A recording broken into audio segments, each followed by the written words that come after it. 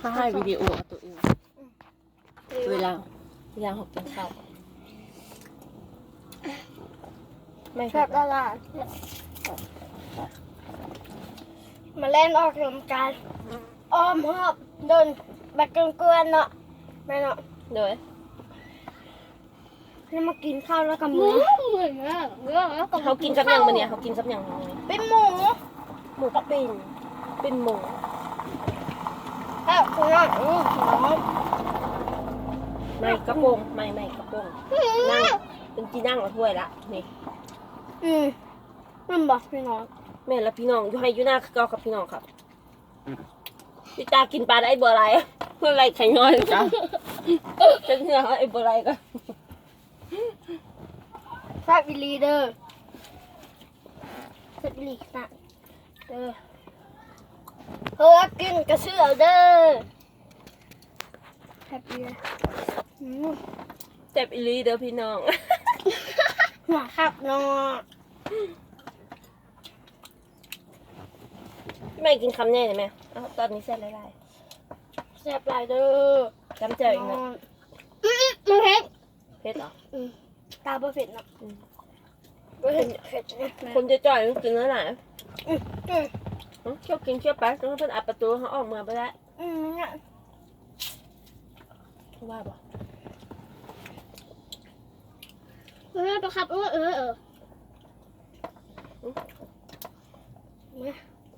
แซ่บๆขอข้าวอีกกัน มันตัวนี้อ่ะ เหรอ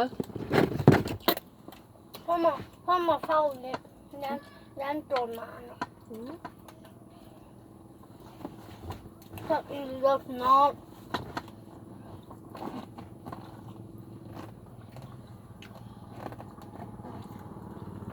แซ่บจริงๆ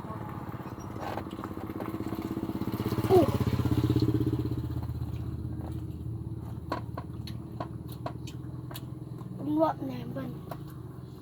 เขาก็เบิ่งเพิ่นขึ้นกัน ไอ้ตำรวจ มันเป็นตำรวจทหาร นี่ทหารเดินกับหมาเดินตามทหารทุกเสร็จนี้พี่นอนถ้าอยากกินก็เสื้อได้เลย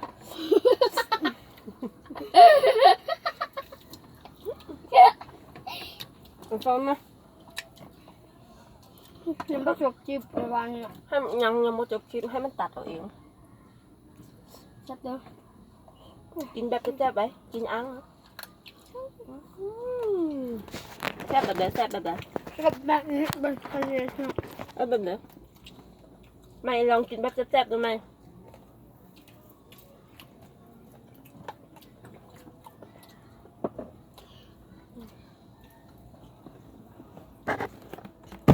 เด็กว่าจ๋า ยุดจัง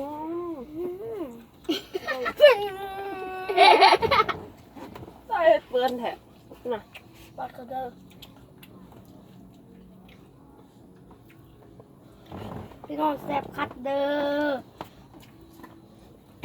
นี่โกนหมู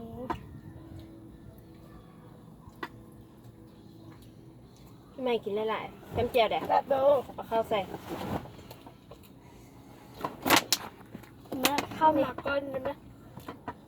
ไม่เข้ามากล้องอ่ะดูยัวจังมากเลยอ่ะข้าวนี่หมดอีกแล้ววันเนี้ย วิดีโอตัดเป็นอย่างนี้ เมื่อไปขี่กับกูเตอร์เด้อขี่รถถีบเด้อเอาเปิดตองแรงขี่รถถีบเอา แม่มือขาเพื่อนั่นแม่ค่ะ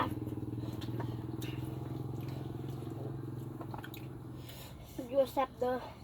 ตอนไม่เล่นนะหัวใจก็เต้น กูจะฟิตไหมลูก ไปนะ ดูยัวจ้ารู้แล้วว่ามันแซ่บมันนา แซ่บปะเด้อ แซ่บอะไรอ่ะ นี่เด้อนี่แซ่บเด้อเฮ้ยเชียงไรเชียงไรคำหูเชียงเล็ดติบุเจ้าลำหัว เจ้าจะกินคำยังไงเลยเจ้าเนี่ย ทำยังไงทำนะ ใบบอกเจ้าคอยบอกเลยเจ้า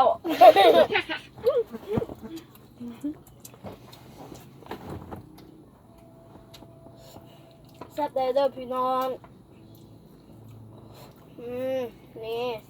นี่เสื่อมเด้อ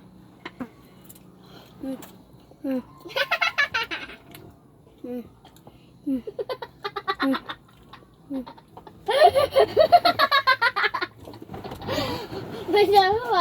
คอไข่คอออกก่อนกันเด้อ เอากล้อง มาก่อนแล้วกันคนไหนนะคะจักก็เธอโตนั้นจ้า เอากินนี่มีแต่หัว ไม่แซ่บได้เด้อ กินเข้าไป กิน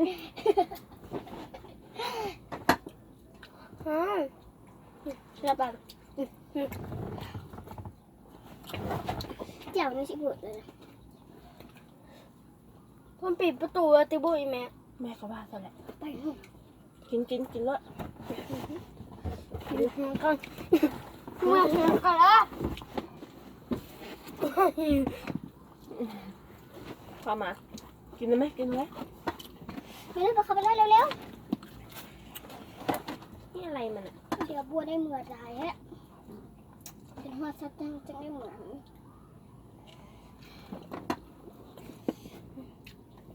บาดเจ็บแล้วจุกแหงว้าว มาหนู ไม่ยัง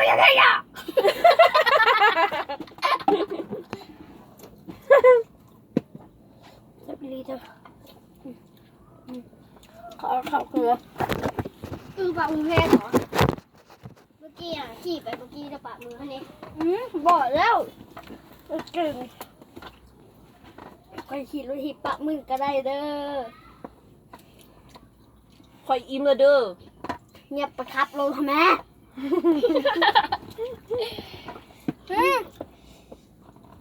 ประตูปิดก็ห้อยละ จุดปีแล้ววะ ปวดตาจับตายเลยเนาะ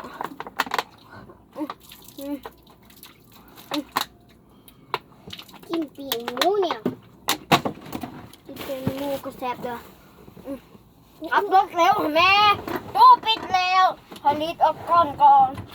เรือจะไปไหมคุณเจ้าเด้อรอเพียง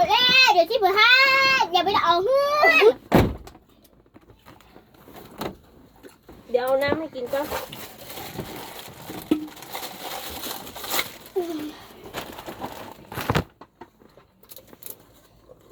ยูอ่ะจัง ยูจัง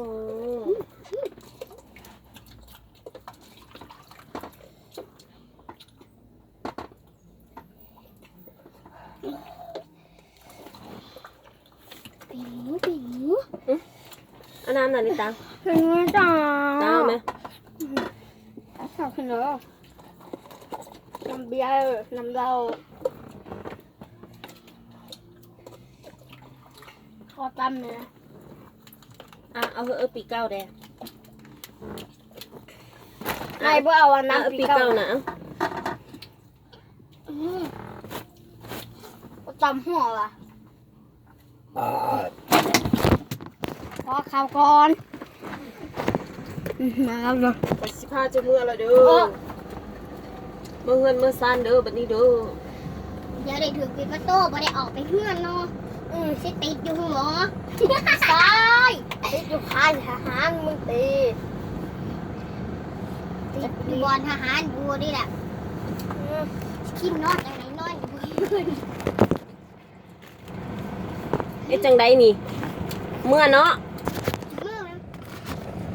มันไหม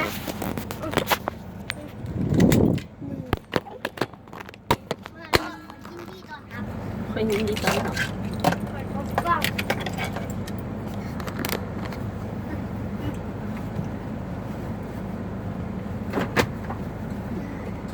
let's go แล้วบอกใจว่าพี่แม่บ่อิ่ม อิ่มก็ กินเอา อิ่มก็กินอีก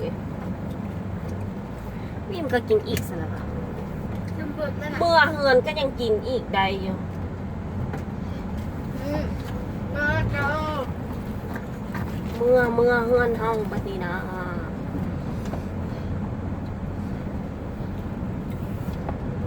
เราโซดาด้วยเนี่ย เริ่มเสร็จแล้ว เราโซดาแซ่บนี้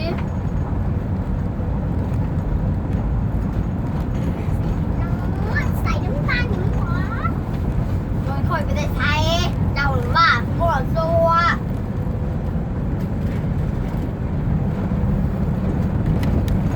จะบอกไปว่าออกจะบอก คันออกบ่ได้เฮาก็สิได้นอนอยู่นี่ติบ่ ไม่ละจะบอกใจว่าออกไปแล้วมันปิดประตูละอย่างนี้มาเร็วเกือบนะ